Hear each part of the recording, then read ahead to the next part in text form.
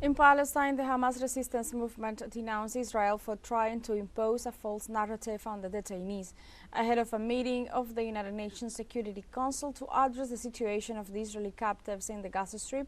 The Palestinian resistance movement warned that Tel Aviv persists in continuing blatant lies regarding the issue of the detainees. It also insisted that the intransigence of Israeli Prime Minister Netanyahu and his blocking of a ceasefire agreement puts the life of more prisoners at risk.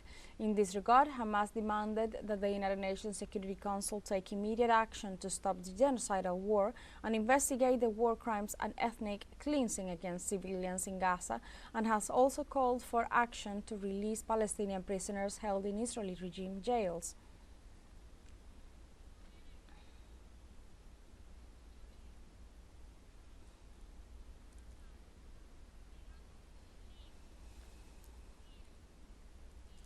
On the other hand, the United Nations organization rejected the map presented by the Prime Minister of Israel, Benjamin Netanyahu, which includes the West Bank as part of the territory occupied by Israel. United Nations Secretary General's spokesman criticized Israeli Prime Minister's move to present a digital map the size of a wall with no trace of the occupied West Bank. In this sense, he remarked the position of the United Nations organization regarding the occupied Palestinian territories and its support for the two-state solution with Palestine with the 1967 borders and with the capital in Jerusalem. For its part, the Palestinian resistance movement Hamas also condemned Netanyahu's map and warned that it is a plan to change the West Bank demographically and urged the Palestinian National Authority to review its position so as not to lose the illusion of sovereignty over the occupied territories.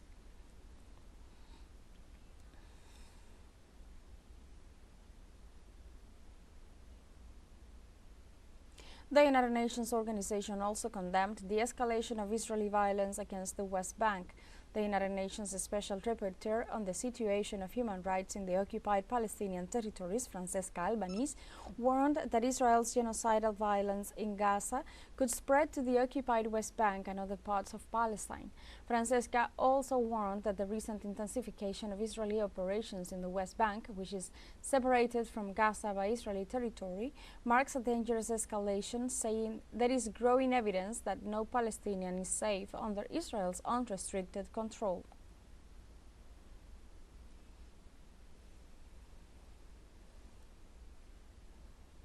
In this context, Israelis took to the streets in Tel Aviv on Wednesday to call for a ceasefire and the safe return of hostages held in the Gaza Strip.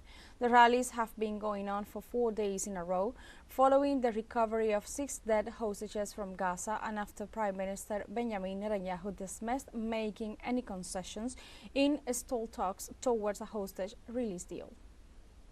The war has been going for too long, and it is ruining so many lives, both here and in Gaza. And it should stop. It should have stopped yesterday. It should stop today. We should do all that we can to stop it.